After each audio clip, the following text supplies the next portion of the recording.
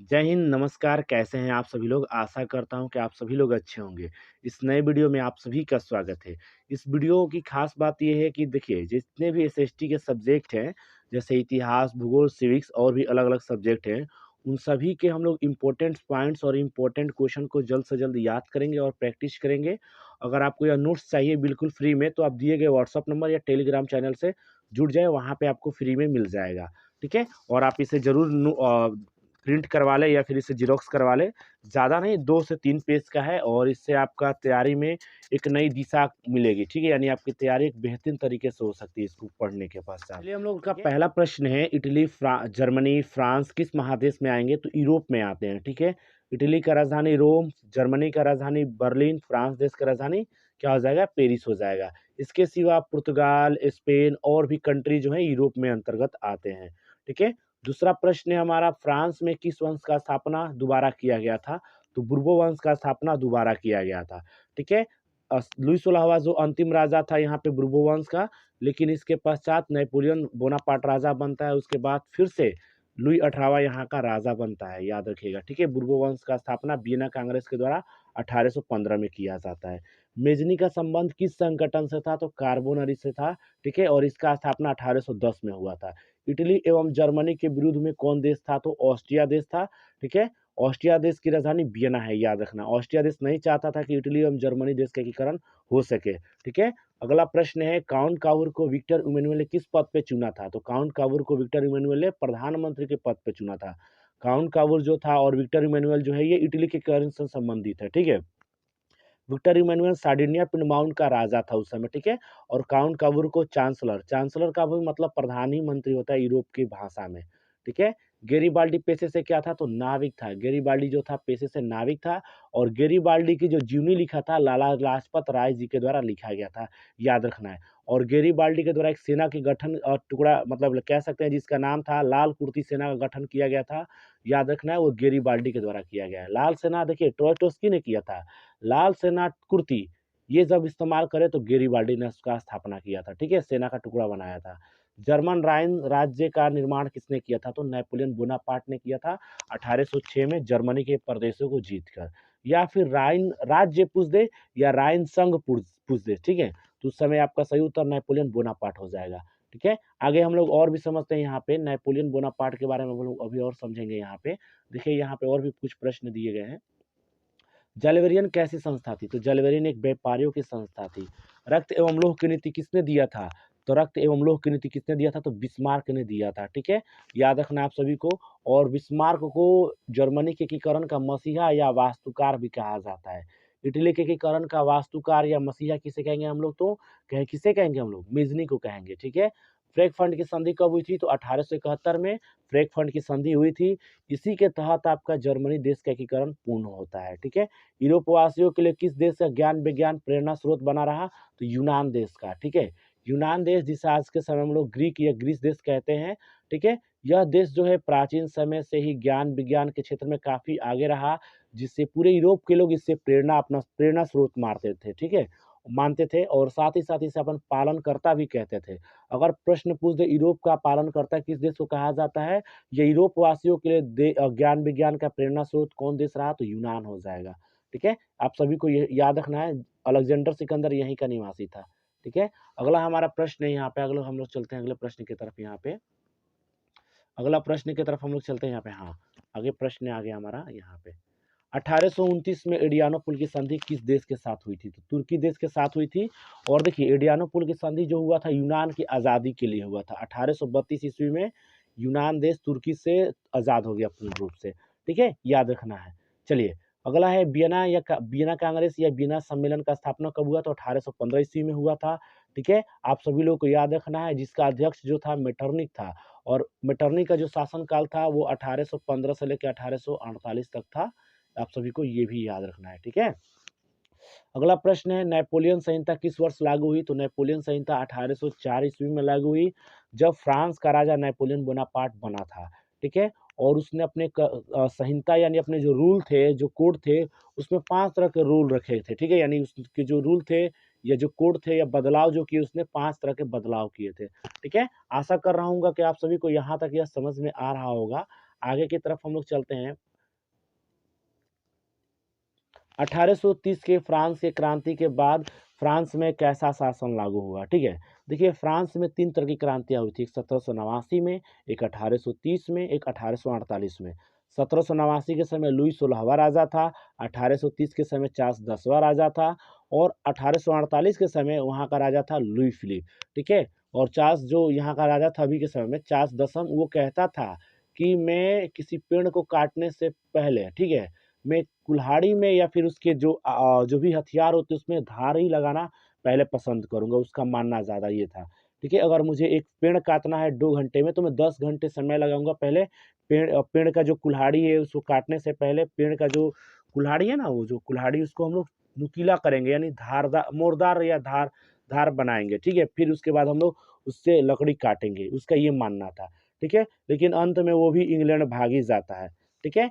और उसके बाद अगला प्रश्न है यंग इटली का स्थापक कौन थे? तो मेज़नी थे। देखिए यंग इटली पूछ दे और यंग यूरोप पूछ दे तो दोनों के संस्थापक आपके मेज़नी हो जाएँगे। लेकिन आप लोग अ से ज्ञ तक याद रखिएगा ऐसे ई पहले आता है आपका, ठीक है? तो ई मतलब पहले आया तो 1831 पहले आया, तो यंग यूरोप पूछ दे और यंग इटली पूछ दे तो यंग इटली में ई पहले आ रहा है तो पहले 31 हो जाएगा यंग इटली, ठीक है। और 34 आ रहा है बाद में तो आप ऐसे भी याद रख सकते हैं, य बाद में आता है तो वैसे भी 1834 बाद में आता है इसलिए आप ऐसे भी याद रख सकते हैं, ठीक है। यंग इटली का 1831 में, यंग यूरोप की स्थापना 1834 में हुआ था मेजिनी के द्वारा, ठीक है। अगला प्रश्न है यहाँ पर, देखिए यहाँ पे प्रश्न है, इटली के एकीकरण का मसीहा किसे कहते हैं? तो मेज़नी को कहते हैं। मैंने आपको पहले भी बताया। इटली एवं जर्मनी के एकीकरण कब पूरा हुआ? तो 1871 ईस्वी में पूरा हुआ था, ठीक है। 1870 में प्रसा और फ्रांस के बीच कहाँ युद्ध हुआ था? तो सेडोन का युद्ध कहा जाता है इसे, ठीक है। प्रसा जर्मनी का एक बहुत शक्तिशाली राज्य था और फ्रांस के बीच युद्ध हुआ था जो उसे सेडोन का युद्ध कहते हैं। देखिए 1864 में एक युद्ध हुआ था जिसे डेनमार्क का युद्ध कहा जाता है। ठीक है, 1866 में जो युद्ध हुआ था उसे सेडोवा का युद्ध कहा जाता है, ठीक है। सेडोवा का युद्ध में आपके रूस नहीं थे, मतलब इटली, जर्मनी यानी प्रसाउस का, फ्रांस और इसी के साथ-साथ इटली देश जो था, ये सभी लड़ाई कर रहे थे, ठीक है। आगे हम लोग चलते हुए यहाँ पे, जर्मनी के एकीकरण का प्रमुख वास्तुकार या मसीहा किसे कहेंगे? तो हम लोग बिस्मार्क को कहेंगे, ठीक है, याद रखना है। यूरोप का मरीज किस देश को कहते हैं? तो तुर्की को। तुर्की देश हमेशा से यूरोप को परेशान करता रहता था। उनकी बढ़ोतरी को देखकर यह जलन करता मतलब जलन की भावना इसमें उत्पन्न होती थी। ठीक है? याद रखिएगा। यूरोपीय सभ्यता का पालनकर्ता किस देश को कहते हैं? तो यूनान को कहते हैं, मैंने आपको पहले ही बताया था। ठीक है? आगे के प्रश्नों की तरफ हम लोग चलते हैं अब यहाँ पे। हाँ, ऑस्ट्रिया का चांसलर कौन था? तो मेटरनिक था और इसका शासनकाल जो था 1815 से लेकर 1848 तक था। ठीक है? आप लोग इसे भी याद रखिएगा जिसे मेटरनिक युग भी कहा जाता है। मैसूर का शासक कौन था? तो टीपू सुल्तान, ठीक है? मैसूर जो है भारत के कर्नाटक राज्य को पहले मैसूर कहा जाता था। ठीक है? और टीपू सुल्तान का जो संबंध था वो जैकोबिन क्लब से था। ठीक है? एक टीम था, एक दल था, समूह था लोगों का, उसी दल से इनका संबंध था। ठीक है? याद रखना है टीपू सुल्तान का। फ्रांस की प्रथम क्रांति कब हुई थी? तो 1789 में हुई थी और दूसरा क्रांति 1830 में और तीसरी क्रांति 1848 में हुआ था। ठीक है? मैंने आप सभी को यहाँ तक बता दिया। यूरोप में हीगेल कौन था? तो यूरोप में एक हीगेल एक दार्शनिक था। ठीक है? अगला प्रश्न आ जाता है, यहाँ से अब दूसरा चैप्टर स्टार्ट हो जाता है। ठीक है आप सभी का? तो आइए हम लोग दूसरे चैप्टर के प्रश्नों की तरफ चलते हैं।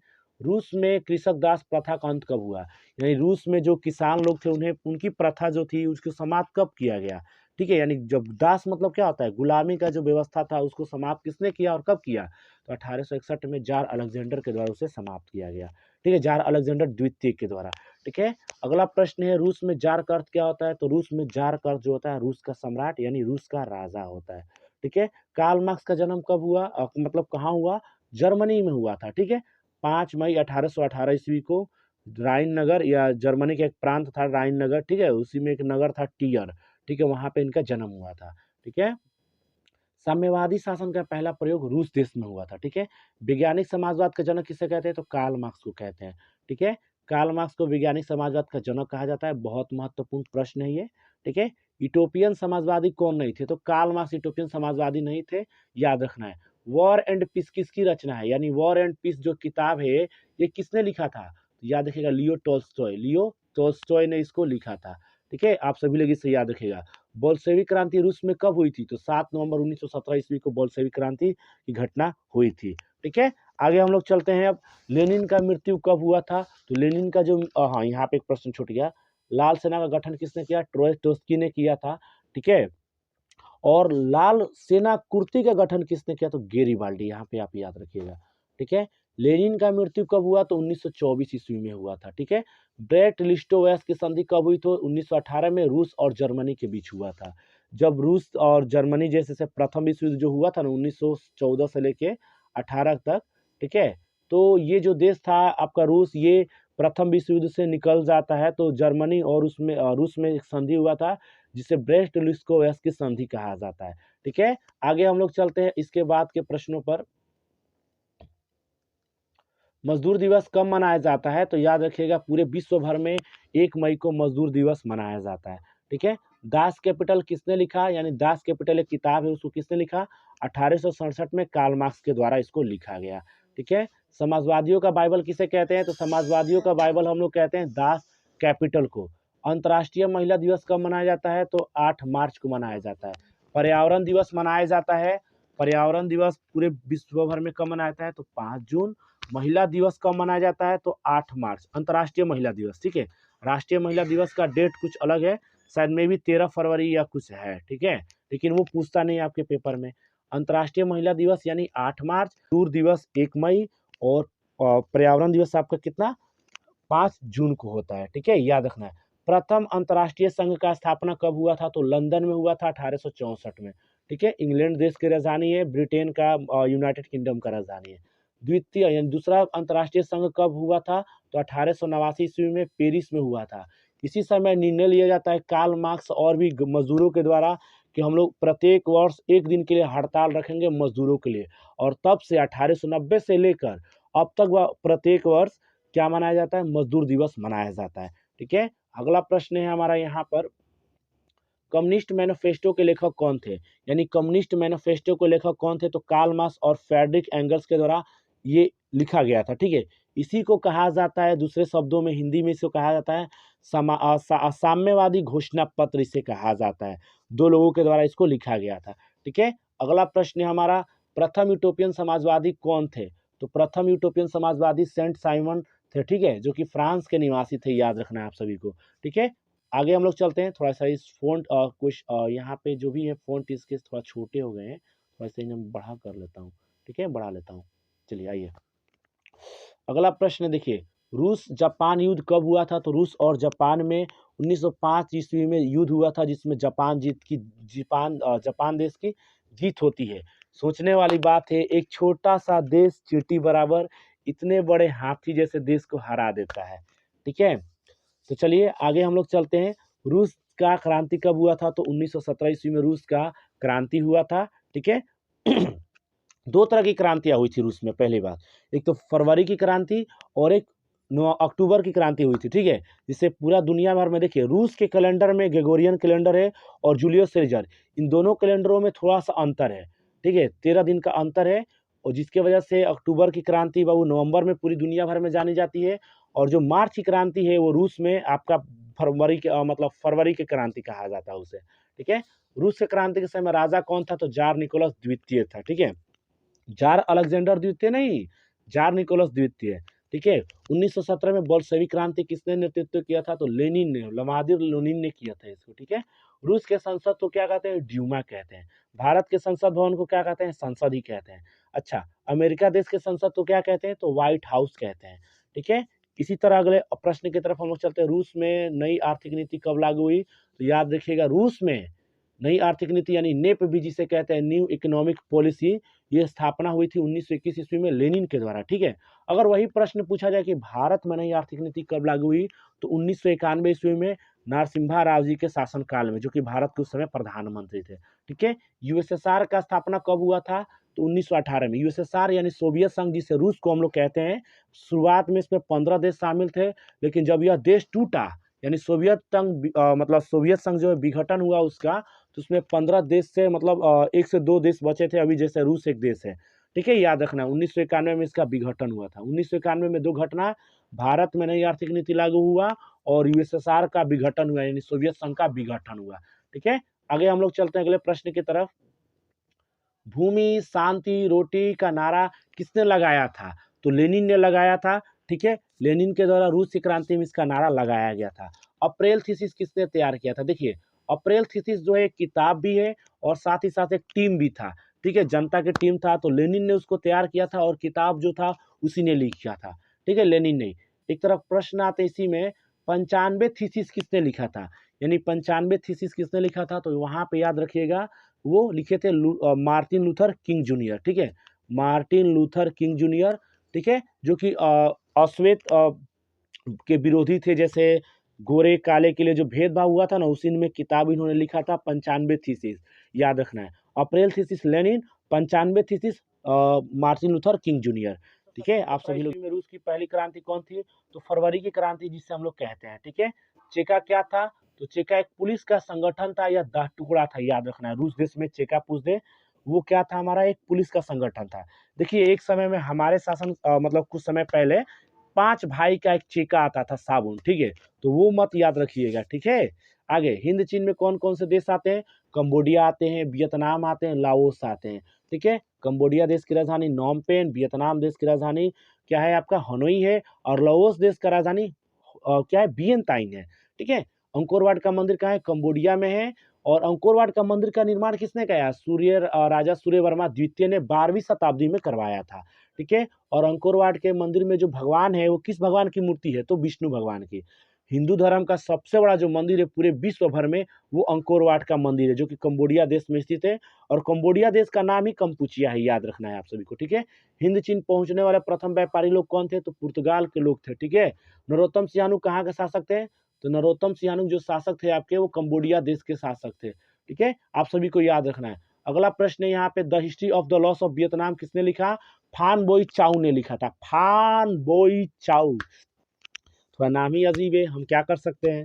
ठीक है, यानी जो वियतनाम देश है उसमें जो घाटे हुए थे, यानी जब अमेरिका देश, फ्रांस देश, अलग अलग देशों ने जब कब्जा किया था, तो उस पर जो घाटा हुआ था उसी के बारे में किताब लिखा था वहाँ के जनता को जागरूक करने के लिए, फान बोई चाउ। ठीक है, याद रखना है आप सभी को। 6 मार्च 1946 ईस्वी में वियतनाम और फ्रांस में कौन सा समझौता हुआ था? तो हनोई समझौता हुआ था। वियतनाम पर फ्रांस देश कहता है कि आधा राज्य तुम चलाओ, आधा देश तुम चलाओ, आधा देश हम चलाएंगे। ठीक है, अगला प्रश्न है, किस दार्शनिक ने एक अदालत लगाकर अमेरिका को दोषी ठहराया वियतनाम के युद्ध के लिए? तो उस जो न्यायाधीश का नाम था, या फिर उस दार्शनिक का जो नाम था, रसेल नाम था। ठीक है, रसेल। ठीक है, हुआ आंदोलन किस प्रकृति का था? तो धार्मिक क्रांतिकारी। ठीक है, जब वियतनाम देश में फ्रांस के लोग गए थे, तो उन्होंने धर्म बदलने के लिए कई प्रकार की उनकी प्रवृत्ति चेंज करनी चाहिए, लेकिन वहाँ के लोग नहीं माने। ठीक है, जिसकी वजह से हुआ आंदोलन हुआ था और क्रांतिकारी रूप ले लिया था। ठीक है, माइली गांव की घटना कहाँ हुई थी? तो याद रखिएगा, दक्षिणी वियतनाम में। ठीक है, वियतनाम जैसे भारत हम लोग का है ना, दो तरह का, एक उत्तरी भारत, दक्षिणी भारत, उसी तरह यहाँ पे भी दक्षिणी वियतनाम में यह घटना घटित हुआ था। ठीक है, अगला प्रश्न है, हिंद चीन में बसने वाले फ्रांस के लोगों को क्या कहते हैं? क्लोन कहते हैं। जैसे अंग्रेज के लोग हमारे देश में आए ना, तो ओकरा गोरा लोग कहते हैं, वही यानी हिंद चीन में फ्रांस के लोगों को क्लोन कहा गया था। ठीक है, अगला प्रश्न है हमारा यहाँ पे, हिंद चीन में हिंद चीन पर कौन सा देश पहले अपना उपनिवेश स्थापित करता है? तो याद रखिएगा, फ्रांस देश स्थापित करता है। ठीक है, पुर्तगाल ने भी प्रयास किया, ब्रिटेन ने भी प्रयास किया, अमेरिका देश ने भी प्रयास किया, और भी देशों ने प्रयास किया, लेकिन फ्रांस वहां पे सफलता पा लेता है। ठीक है, प्रश्न है अगला हमारा, वियतनाम में टोकिन फ्री स्कूल का स्थापना कब हुआ? मतलब वियतनाम में फ्रांस के लोगों ने पश्चिमी शिक्षा का प्रसार के लिए एक स्कूल स्थापना करता है, जिसका क्लास शाम के समय चलता था। ठीक है, 1907 ईस्वी में इसका स्थापना हुआ था। हम लोग तीसरा चैप्टर के भी अब महत्वपूर्ण पॉइंट्स याद कर रहे हैं। ठीक है, मैंने तो बोला था दो ही, लेकिन हम लोग तीसरा पे आ गए, तो उसे भी कर लेते हैं फटाफट हम लोग। टोकिन फ्री स्कूल का उद्देश्य क्या था? तो टोकिन फ्री स्कूल का उद्देश्य था पश्चिमी शिक्षा का मतलब प्रसार, मतलब फैलाव। ठीक है, जनेवा समझौता कब हुआ था? तो जनेवा समझौता हुआ था 1954 ईस्वी में। ठीक है, याद रखना है, उत्तरी वियतनाम और दक्षिणी वियतनाम दो राज्यों में बढ़ जाता है। उत्तरी वियतनाम की जो सरकार थी वो हो चिन मिन की थी, और दक्षिणी वियतनाम जो सरकार थी वो किसकी थी?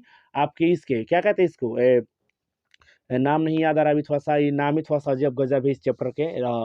उनका नाम था, आप याद रखिएगा, वो व्यक्ति थे, उनका नाम नहीं याद आ रहा है मुझे। उनका नाम ही थोड़ा-सा बायोदाई था, बायोदाई, ठीक है? बायोदाई था, याद रखना आप सभी को। अगला प्रश्न है, वियतनाम में राष्ट्रीयता के जनक किसे कहा जाता है? तो हो चिन मिन को कहा जाता है। अच्छा, ठीक है। अनामी दल के संस्थापक कौन थे? तो अनामी दल के संस्थापक जोंगुएन आई थे। ठीक है, इनामुए बहुत अजीब-गजब दिया हुआ है। ठीक है, बहुत कन्फ्यूजन होता है बच्चों को, हमें भी थोड़ा हो जाता है कभी-कभी, नमूए ऐसा देता है ये सब। फाऊ, खाऊ, कौन-कौन नाम देता है, वो अजब-गजब का ये सब। हो चिन मिन का शाब्दिक अर्थ क्या है? यानी हो चिन का मतलब क्या होता है? तो पथ प्रदर्शक यानी रास्ता दिखाने वाला। वियतनाम युद्ध के समय अमेरिका के राष्ट्रपति कौन थे? तो राष्ट्रपति निक्सन थे उस समय, ठीक है। कंबोडिया देश की राजधानी नॉम पेन, ठीक है। और वियतनाम देश की राजधानी हनोई थी। बायोदाई कहाँ का शासक था? तो देखिए, बायोदाई जो था ना, पहले अनाम का शासक था 1928 ईस्वी में, ठीक है। जब युद्ध हुआ था तो वो छोड़ के भाग गया था, लेकिन बाद में अमेरिका ने उसे बुला के दक्षिणी वियतनाम का क्या बना दिया? राजा बना दिया। तो अगर पूछे बायोदाई कहाँ का शासक था, तो अनाम भी सही होगा और दक्षिणी वियतनाम। ऑप्शन के आधार पे आप लोग देख के उसे सही मार दीजिएगा, ठीक है। आशा करता हूँ कि आप सभी लोगों को यहाँ तक समझ में आया होगा। कल के वीडियो में हम लोग चौथे अध्याय, जिसका नाम है भारत में राष्ट्रवाद, उससे संबंधित महत्वपूर्ण ऑब्जेक्टिव को या पॉइंट्स को याद करेंगे। तब तक के लिए धन्यवाद। और देखिए, जो थंबनेल जो लगा है या जो टाइटल लगा उस पर नहीं जाना है, थोड़ा सा लिखना ही पड़ता है ऐसा, ठीक है। आशा करता हूँ आप सभी लोग को यहाँ तक समझ में आएगा। तब तक के लिए धन्यवाद।